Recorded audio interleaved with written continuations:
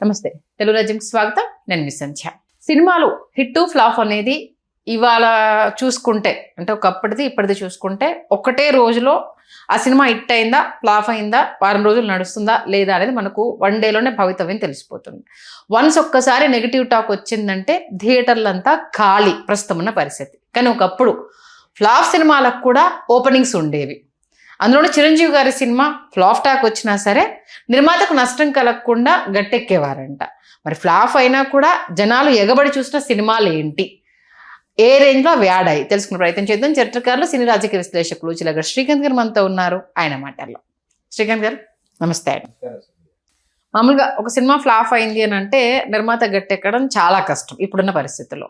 ఒకప్పుడు అని అంటే ఇవి అన్నింటి సినిమాలకైతే ఆపాదించలేము. బట్ చిరంజీవి గారి సినిమాలు ఫ్లాప్ అయినా కూడా ప్రొడ్యూసర్ గట్టెక్కేవాడు అనేసి అని విన్నాము. అసలు ఆ ఫ్లాప్ సినిమాలు ఏంటి, అంత టాక్ వచ్చినా విపరీతంగా ఎగబడ్డ ఆ లిస్ట్ ఏంటి? 1986లో చిరంజీవి గారు నటించిన సినిమాల్లో మొట్టమొదట విడుదలైంది జనవరి 1, 1986 విడుదలైంది కిరాతకుడు, ఫ్లాపు. ఆ తర్వాత కొండవీటి రాజా సూపర్ డూపర్ హిట్. ఆ తర్వాత వేట ఫ్లాపు. వేట కంటే ముందు మగధీరుడు అది బాగా ఆడింది, హిట్. మగధీరుడు హిట్ 86లోనే ఇవన్నీ. ధైర్యవంతుడు ఫ్లాపు. రాక్షసుడు చాలా పెద్ద హిట్. చంటబ్బాయి కమర్షియల్ గా ఫ్లాపు, ఒక వర్గం ప్రేక్షకులకి బాగా నచ్చింది సినిమా. ఆ తర్వాత టీవీల పుణ్యమా అని, తర్వాత ఇవాళ యూట్యూబ్ల పుణ్యమా అని చంటబ్బాయి సినిమా కల్ట్ క్లాసిక్ గా మిగిలిపోయింది. అది వేరే విషయం. చంటబ్బాయి గురించి మనం గతంలో చాలా చర్చ చేసాం. కిరాతకుడు ఏంటంటే, కిరాతకుడిలో చిరంజీవి గారి పేరు చరణ్. ఆయన తన కుమారుడు చరణ్ పేరుతో నటించిన ఏకైక సినిమా కిరాతకుడు. ఇళయరాజా గారి సంగీతం, లక్ష్మీ ఫిలిమ్స్ డివిజన్ పతాకంపై లింగమూర్తి గారు నిర్మించిన సినిమా. కెఎస్ రామారావు గారు పర్యవేక్షించారు. ఆత్రేయ గారు, వేటూరు గారు పాటలు రాశారు. సత్యమూర్తి గారు ఒక హాలీవుడ్ సినిమా చూసి 85 చిరంజీవి గారి బర్త్డే సమయంలో అప్పటికప్పుడు వాళ్ళు చూసి దాని స్ఫూర్తితో వీళ్ళు ఒక కథ తయారు చేసి వెంటనే షూటింగ్కి వెళ్ళిపోయి వెంటనే దానిని పూర్తి చేశారు. అసలు ఇవాళకి ఆ సినిమా చూస్తుంటే ఏంటంటే బాగా అడ్వాన్స్డ్గా అప్పటికి ఒక 10 సంవత్సరాల తర్వాత తీయాల్సిన సినిమా ముందే తీశారని అనిపిస్తుంది. అంత అడ్వాన్స్డ్ ఫిల్మ్. అంటే తల్లి ఉండదు, తండ్రి ప్రేమకి నోచుకోనటువంటి చిరంజీవి గారి పాత్ర. అందులో అప్పుడు చాలా ఫేమస్ పెయింటింగ్ ఒకటి ఉండేది, ఆ కన్నీటి చుక్క జారుతున్నటువంటి ఒక పసిపాప ఫోటో. ఆ పెయింటింగ్ ని తీసుకుని అసలు అద్భుతంగా చిరంజీవి గారిని, ఆ ఫస్ట్ హాఫ్ ఉంటుంది మీకు అసలు కిరాతకుడు ఫస్ట్ హాఫ్. నాకు టోటాలిటీలో సినిమా నాకు ఇష్టం. నాకు ఫస్ట్ హాఫ్ అద్భుతంగా తీశారు, no doubt at all. Second half మీకు లోక్ సింగ్ గారి విశ్వరూపం సినిమాటోగ్రాఫర్గా. మీకు నన్నీ లోకం రమ్మని లేదు, ఆ పాట చాలా ఇష్టం. నీ పేరు ప్రణయం అనే ఒక పాట, సంపంగి ముద్దు నీ చంపకద్దు ఈ పాట, ఇవన్నీ చాలా బాగుంటాయి. అసలు పిక్చరైజేషన్ కావచ్చు, సుహాసిని గారు చాలా కష్టపడి డాన్సులు చేయటం కావచ్చు, ఇవన్నీ జగ్గయ్య గారు కాంబినేషన్ లో RR ఒకటి చాలా అద్భుతం.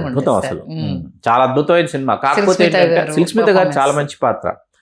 ఆకాశం భూమి కలిసే ఆ పాట ఒకటి ఆవిడ అద్భుతంగా చేశారు. సినిమా ఏంటంటే హీరో డల్ గా ఉంటాడు మీకు సినిమాలో, ఎందుకంటే ఆ డల్నెస్ ప్రేక్షకులకి నచ్చలా, ప్రేక్షకులు అక్కడ కనెక్ట్ కాలేదు. దాంతో సినిమా పరాజయం పాలైంది. మీకు ఇక్కడ ఏంటంటే పరాజయం పాలైన సినిమా బాగోలేదు అని అన్న ప్రేక్షకులు మీకు పోటెత్తేవారు చిరంజీవి గారి సినిమాలకి.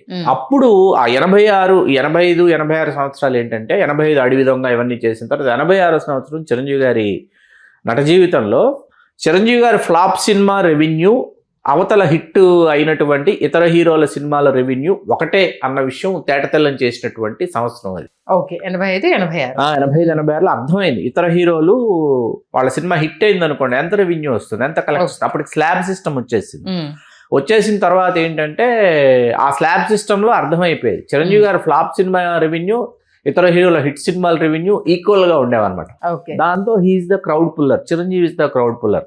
ఇతను నంబర్ 1 అవుతున్నాడు, నంబర్ 1 అయిపోయాడు. కానీ ఇంకా మనం పరిశ్రమ ఇంకా బాహాటంగా బహిరంగంగా అంగీకరించకుండా ఒకంత ఏమంటారు స్తబ్దుగా ఉన్నటువంటి సమయం అనమాట. ఆయన నంబర్ 1 అనేది ఇట్స్ వెరీ క్లియర్ అనమాట ఆ సమయానికి. ఆ తర్వాత మనం వేట సినిమాకి వస్తే అలెగ్జాండర్ డ్యూమాస్ అని ఆయన రాసినటువంటి నవల, 170 సంవత్సరాల క్రితం నవలది, ది కౌంట్ ఆఫ్ మ్యాంటి క్రిస్టో అని. అది సినిమాగా కూడా వచ్చింది. ఫ్రెంచ్, జర్మనీ అన్ని భాషల్లోకి ఆ నవలని అనువదించారు. అది వచ్చింది. సినిమా వచ్చిన తర్వాత ఏంటంటే ఒకేసారి ఆ సినిమా ఇద్దరు మనసు పడ్డారు ఆ కథ మీద. ఒకరు చిరంజీవి గారు, ఇంకొకరు బాలకృష్ణ గారు. బాలకృష్ణ గారికి చాలా ఇష్టం ఆ సినిమా చెయ్యాలని. హాలీవుడ్ సినిమా చెయ్యాలి, చాలా బాగుంటుందని చెప్పేసి ఏంటంటే తను చెయ్యని నేరాన్ని తన మీద మోపి రాజకీయ ఖైదీగా పంపించి అతను తిరిగి వచ్చి ప్రతీకారం శత్రువుల మీద తీర్చుకునేటటువంటి కథాంశం. దాంట్లో యాక్షన్ పార్ట్ కావచ్చు, ఆ పెయిన్ ఉంటుంది, ఆ పెయిన్, ఆ రెండు చాలా బలంగా ఉన్నాయి ఆ కథలో. అది మీకేంటంటే అప్పటికి చిరంజీవి గారితో సంయుక్త మూవీస్ ఖైదీ లాంటి blockbuster, industry hit, Chiranjeevi గారి జీవితంలో ఒక మేలిమి మలుపు లాంటి సినిమా చేసిన సంయుక్త మూవీస్ ఎం తిరుపతి రెడ్డి గారు. ఓకే. ఆయన ఈ కథాంశంతో చేయాలనుకున్నప్పుడు సినిమాటోగ్రాఫర్ ఎస్ గోపాల్ రెడ్డి గారు వీడియో క్యాసెట్ ఇచ్చారు. చూసి చేయండి బాగుంటుందంటే కోదండరామిరెడ్డి గారు వీళ్ళందరూ పరుచూర్ బ్రదర్స్ చేసిన అద్భుతమైన మార్పు ఏంటంటే అది స్వాతంత్రానికి పూర్వం జరుగుతున్నటువంటి బ్రిటిష్ హయాంలో జరుగుతున్నటువంటి కథగా దాన్ని మలిచారు. అది చాలా బాగుంటుంది, ఆ మార్పు బాగుంటుంది, చాలా బాగా చేశారు. మీకు ఆ కథని తీసుకున్న తర్వాత ఏమైందంటే అందులో మీకు first minus point heroine Jayaprada గారు. చాలా బాగుంటుంది పేరు, ఇవాళ మనం చూస్తున్న డాన్సుల్లో కానీ అన్ని చాలా బాగుంటుంది. కానీ ఆ సినిమాలో కనిపించకుండా ఆవిడ మైనస్ పాయింట్ సినిమాకి.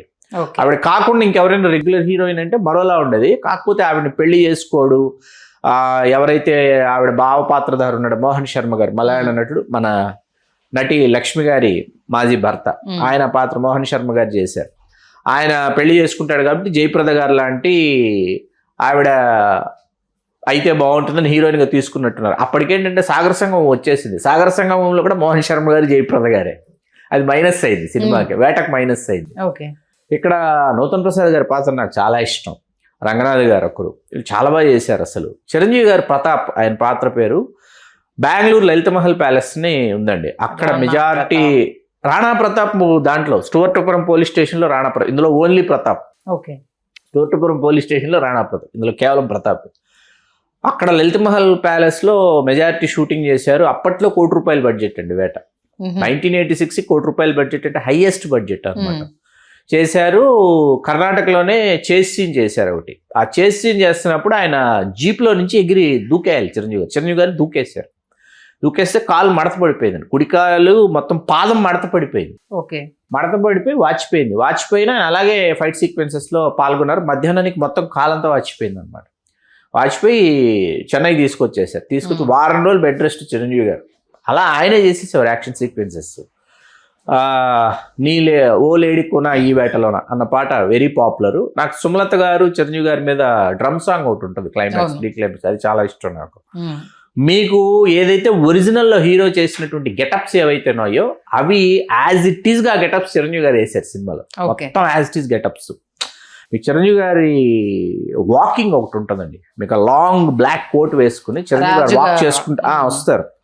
వాక్ చేసుకుంటూ వచ్చేది అది చిరంజీవి గారు వస్తున్నారా, ఎవరైనా హాలీవుడ్ హీరో వస్తున్నారా అని అనిపిస్తుంది మనకు. ఆయన బాడీ లాంగ్వేజ్ కానీ, ఆయన బిహేవియర్ కానీ. కళ్ళకి లెన్స్ పెట్టుకున్నారు, ఆ ఫ్రెంచ్ కట్ కళ్ళకి లెన్స్ పెట్టుకుని బ్లూయిష్ కలర్ లెన్స్ ఉంటాయి. తర్వాత ఆయన చేసిన హార్స్ రైడింగ్, ఆయన పెర్ఫార్మెన్స్, ఆయన బాడీ లాంగ్వేజ్, ఇవన్నీ ఏంటంటే ఈయన మన ఇండియన్ యాక్టరా లేకపోతే హాలీవుడ్ యాక్టర్ అని అనిపిస్తుంది. అట్లాంటి ఒక పెర్ఫార్మెన్స్ మనం గతంలో ఒకసారి విశ్లేషణలో చెప్పాను. ఒక సిల్వెస్టర్ స్టాలిన్ చూడాలన్నా చిరంజీవి గారిలోనే చూసుకోవాలి, ఒక మైఖేల్ జాక్సన్ని చూసుకోవాలన్నా చిరంజీవి గారిలో చూసుకోవాలి, ఒక ఆర్నాల్డ్ ష్వార్జ్నెగ్గర్ని చూసుకోవాలని చిరంజీవి గారిలో చూసుకోవాలనేటటువంటి పాత్రలు చిరంజీవి గారు చేశారు. ఈ ముగ్గురి కలయిక మీకు చిరంజీవి గారిలో కనిపిస్తుంది. అట్లా ఆయన చేసినటువంటి పెర్ఫార్మెన్స్. కాకపోతే విషాదాంత భరితమైనటువంటి సినిమా కావడం వల్ల సినిమా పరాజయం పాలింది. ఇంత మాట్లాడుకుని సినిమా గురించి ఇందులో జగయ్య గారి పాత్ర గురించి మాట్లాడుకోవాలి. 8 సంవత్సరాలు జైలు శిక్ష అనమాట, వాళ్ళకి అండమాన్ జైల్లో శిక్ష వేసేస్తారు కదా, వేస్తే అక్కడ పక్క సెల్లో ఉన్నటువంటి జగ్గయ్య గారి పాత్ర అదొకటి ఎప్పటికీ మర్చిపోలేం. సుమలత గారి ఫాదర్ కదా. చాలా అద్భుతమైన సినిమా. అంటే మేకింగ్ వైజ్ మీకు హాలీవుడ్ సినిమాని తెలుగు స్క్రీన్ మీదకి తీసుకురావడం, తెలుగు నేటివిటీకి అంటే తెలుగు నేటివిటీ ఉందా లేదా పక్కన పెడితే మీకు దానిని ప్రేక్షకుల్ని రంజింపజేయడానికి వీళ్ళు పడినటువంటి కష్టం, పరుచూరు బ్రదర్స్, ఎం తిరుపతి రెడ్డి గారు నిర్మాతగా, కోదండరామిరెడ్డి గారు, చిరంజీవి గారు, వీళ్ళు పడినటువంటి కష్టం, అయ్యో ఈ కష్టం వృధా అయిపోయిందని అనిపిస్తుంది. ఇది అలెగ్జాండర్ డ్యూమాస్ రాసిన ఇంగ్లీష్ నవల ఏదైతే ఉందో దాన్ని తెలుగులోకి మన సుప్రసిద్ధ నవల రచయిత ఎండమూరి వీరేంద్రనాథ్ గారు స్ఫూర్తి చెంది అప్పట్లోనే ఆయన చెంగల్వ పూదండ అని ఒక నవల రాశారు. నవల కూడా చాలా బాగుంటుంది, చెంగల్వ పూదండ. ఈ చెంగలపోతుంటే నేను తర్వాత సినిమా చూసిన తర్వాత ఎప్పుడో చదివా నేను చెంగలపోతుండే అసలు ఇది ఎక్కడో మనం చూసినట్టుందని చదువుతున్నా నేను కూర్చుని. ఓకే. తర్వాత అర్థమైంది వేట సినిమా. సగం చదివిన తర్వాత ఓకే అప్పుడు దాని పురాపురాల్లోకి వెళ్ళాం ఇది ఎక్కడి నుంచి తీసుకొచ్చారు ఏం చేశారంటే తర్వాత అర్థమైంది ఇది ఒకటి ఫ్లాప్ అయిన సినిమా అండి. అంటే ₹1,00,00,000 ఖర్చు అయింది అన్నారు కదా, ఎంత రాబట్టింది? అక్కడికి వచ్చినట్టు ఉంది. ఓకే. అంటే ఆయన సినిమాలు ఏంటంటే మీకు అదే మనం ఇందాక మనం మాట్లాడుకు చిరంజీవి గారి సినిమాలు ఎట్లా ఉండేవంటే గతంలో కూడా ఒకసారి చెప్పాను నేను ఏడిది నాగేశ్వరరావు గారిని అడిగా ఆపద్ బాంధవుడు కమర్షియల్ గా ఫ్లాప్ కదా అని అంటే ఆయన లాభాలు రాలేదు ఇబ్బడి ముబ్బడిగా లాభాలు వచ్చి పడిపోలేదు నేను safe producer safe distributors also safe అన్నాడు ఆయన. నాకు అర్థం వాళ్ళు ఎట్లా సేఫ్ అని అన్నా ఎట్లా సేఫ్ అంటే వాళ్ళు ఎగ్జిబిటర్స్కి సినిమా ఇచ్చారు ఇచ్చిన తర్వాత ఏంటంటే మీకు అభిమానులు 1కి 4 సార్లు 5 సార్లు వస్తే చాలా లాభాలు వస్తాయి జనరల్ ఆడియన్స్ కూడా 1కి 2 సార్లు సినిమా చూస్తే చాలా లాభాలు వస్తాయి అలా జరగలేదు. అభిమాని ఒకసారి వచ్చాడా 2 సార్లు వస్తాడు అభిమాని బాగోలేకపోయినా నచ్చకపోయినా అభిమాని ఏంటంటే పాటల కోసము ఆయన కొన్ని మూమెంట్స్ కోసము అట్లా స్టోర్పురం పోలీస్ స్టేషన్ అనుకోండి అందులో డాన్సులు చాలా బాగుంటాయండి చాలా బాగుంటాయి డాన్సెస్ కాబట్టి మధ్యాహ్నం పూట వెళ్ళిపోయి కూర్చుని డాన్సులు చూసి లాస్ట్ సాంగ్ అయిపోగానే లేచి వచ్చేయటం లాంటివి అట్లా అభిమానులు కాపాడేసేవాళ్ళు సినిమాని. అందుకే ఆయన ఫ్లాప్ సినిమా రెవెన్యూ ఎప్పుడు ఇతర హీరోల హిట్ సినిమాల రెవెన్యూకి ఈక్వల్ దీనిలో కనిపించేది. అది మంచి మండు వేసవిలో విడుదలైంది వేట మండు వేసవిలో విడుదలై నాకు ఇవాళకి మార్నింగ్ షోకి మ్యాట్నింగ్ టికెట్స్ దొరకలేదు ఫస్ట్ షోకి వెళ్ళాము మేము ఫస్ట్ షోకి వెళ్ళి చూసిన జ్ఞాపకాలు ఇంకా గుర్తొస్తున్నాయి.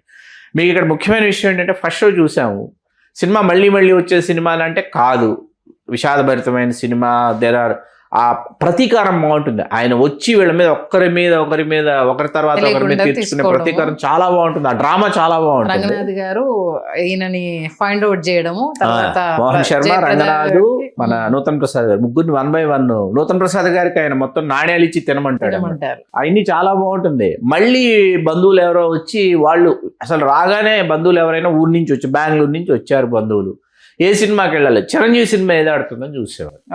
చిరంజీవి గారి సినిమా అది హిట్టా ఫ్లాపా యావరేజ్ ఈ డిస్కషన్ ఉండేది కదా చిరంజీవి గారి సినిమాకి వెళ్ళాలి అట్లా మళ్ళీ వెళ్ళి వేట సినిమా మళ్ళా చూసినటువంటి గుర్తు నాకు ఇప్పటికీ ఉంది. అలా తలకోన ఫారెస్ట్ లో తీసినటువంటి ఆ నిధిని సాధించడానికి వెళ్తాడు ఆయన. జగ్గయ్య గారు ఎక్కడ దాచిపెట్టాను నిధి అని చెప్పిన తర్వాత ఈయన వెళ్తాడు.